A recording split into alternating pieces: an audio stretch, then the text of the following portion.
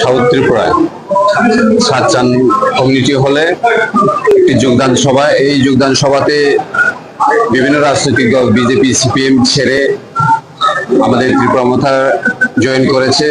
Total 40 family 180 voters, তাদেরকে আমরা আজকে এখানে ওয়েলকাম জানাচ্ছি। আমাদের এমডিসি আছেন এবং আমাদের ডিস্ট্রিক্ট কমিটি ত্রিপুরা মাথার লিডার্স আছেন, টিসিএফ এর প্রেসিডেন্ট আছেন, সবাই আমরা ওদেরকে বরণ করে নিলাম। আগামী দিনে আরো এরকম জয়নিং প্রোগ্রাম হতে যাচ্ছে ত্রিপুরা রাজ্যে, শুধু সাউথ ত্রিপুরাতে নয়, অল ওভার ত্রিপুরা প্রত্যেক এইরকম জয়নিং প্রোগ্রাম হচ্ছে। প্রত্যেক গ্রামে গঞ্জে ডিস্ট্রিক্টে ব্লক লেভেল এরকম জয়নিং প্রোগ্রাম হচ্ছে। আমরা মহারাজকে বিশ্বাস করি এবং যারা আজকে জয়েন করেছেন তারাও মহারাজের প্রতি ভালোবাসা এবং মহারাজের যে কাজকর্ম সেটাকে দেখেই ওরা আমাদের ত্রিপুরা মাথাতে জয়েন করেছেন। তাদেরকে অসংখ্য অসংখ্য ধন্যবাদ এবং তাদেরকে আমরা পার্টিতে আজকে স্বাগত জানাচ্ছি।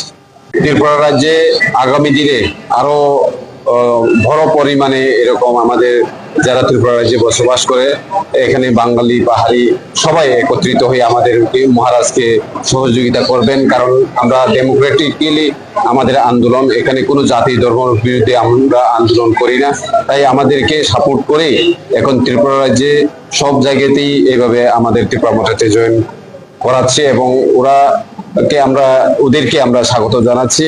এবং আগামী দিনে আপনারা আরো দেখবেন আরো বড় পরিমাণে এরকম জয়নিং প্রোগ্রাম। মন্ডলের প্রাক্তন যুব মোর্চার মন্ডল কেশিয়ার ছিলাম এবং 18 আগে সবচেয়ে পুরাতন কর্মী আমি ছিলাম। কলাচরের মধ্যে 2-1 জন যে ছিল, এর মধ্যে আমি প্রথম। বিজেপি সরকার আসার পরে সব ওইখানে নতুনের প্রভাব, পুরাতন কর্মীর কোনো মূল্যায়ন নেই, যার কারণে আমি যে এতদিন ছিলাম না, কোনোদিন কেউ বলতে পারবে না, কোনোদিন কোনো বিজেপি লিডার কোনোদিন বলতে পারবে না যে আমাকে একটা সুতা দিয়েছে, বা আমি যারা আমার ভরসা করে পার্টিতে এসেছিল আমি তাদেরকেও কোনো ভরসা দিতে পারিনি। বরাবর খালি অবহেলা অপমান, এই বিজেপির মধ্যে কোনো ভরসা নেই, যার কারণে আমার এই দলে আসা। পুরাতন কর্মীর তো কোনো এখানে কোনো মূল্যায়নই নাই। আর যারা নতুন জয়েন করছে বা নতুন দলে এখন দেখুন না, সবাই তো নতুন তারাই এখন বিজেপি পরিচালনা করছেন। কি আশা করছেন আপনি? আমরা এখন রাজার দলের নতুন, ওইখানে আমরা